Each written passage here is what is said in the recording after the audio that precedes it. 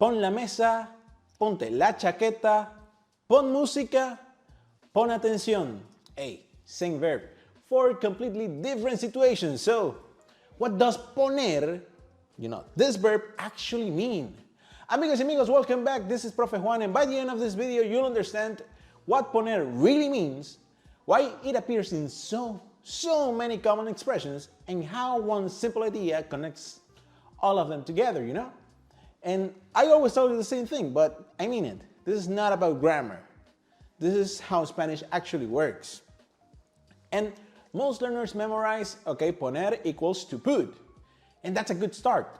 But then they hear poner música, poner atención, ponerse nervioso, and suddenly to put doesn't seem to explain that much. But I have good news for you. There's one idea behind all of them. And here it is. Poner is about placing something into a new position or state. Sometimes you place a physical object. Sometimes you place yourself into a new condition. Sometimes you make something start. Let me show you what I mean by this. Let's start with the most literal meaning. Pon la mesa, set the table. This literally means you're placing plates, glasses, and silverware on the table. But you want more examples? Of course. Pon el libro aquí. Pon el libro aquí. Put the book here. Puse las llaves en la mochila. I put the keys in the backpack. ¿Dónde pongo esto? Where do I put this? This is the original meaning of poner. To place something somewhere. Yeah? You're with me, right? Perfect. So, remember, when you want to place something somewhere, you would use the verb poner. In this case, yo pongo in the present, yo puse in the past, and we have many different variations, but you already know this.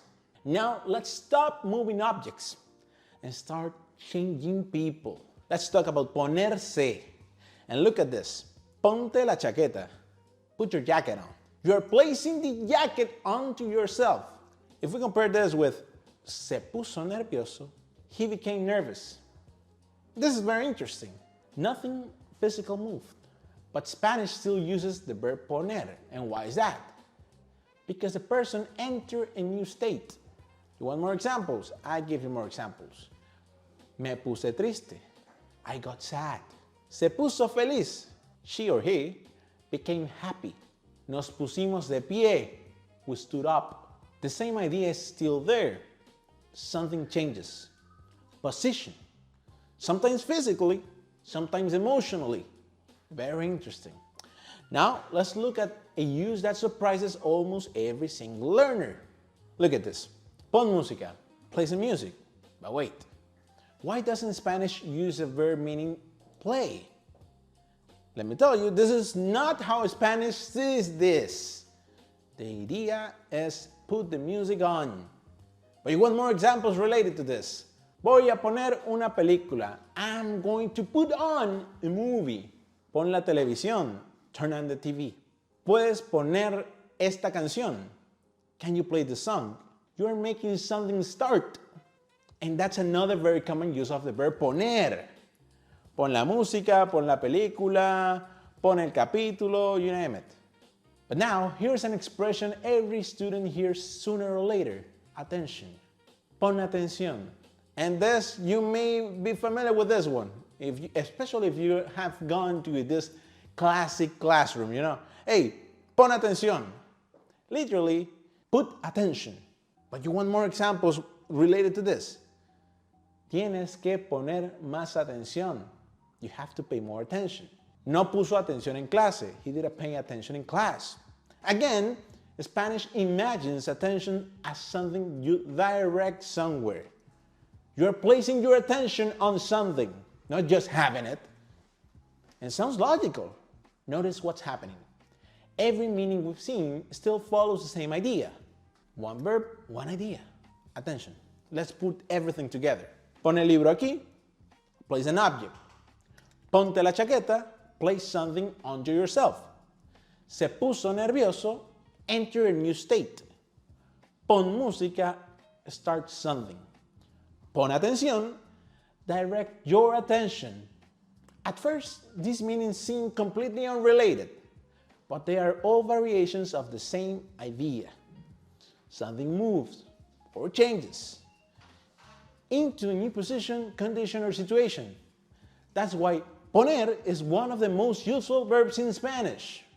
Quick recap, most learners think poner equals to put. That's true, but it's only the beginning of this great verb.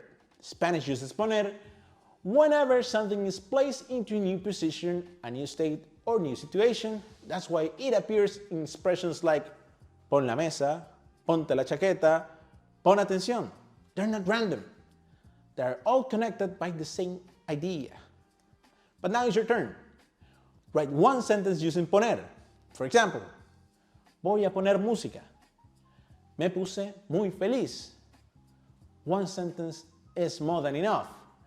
I'll make sure to read them and interact with you right there. I'm gonna be correcting them. I'm gonna be, maybe adding extra phrases in the comments. If you want to learn another Spanish verb that works the same way, watch your lesson, the Spanish verb that breaks English logic, echar. Because just like poner, one simple idea explains dozens of everyday expressions. Amigos y amigas, if this helped you understand poner, like the video, subscribe, and I'll see you in the next video. Nos vemos. Chau.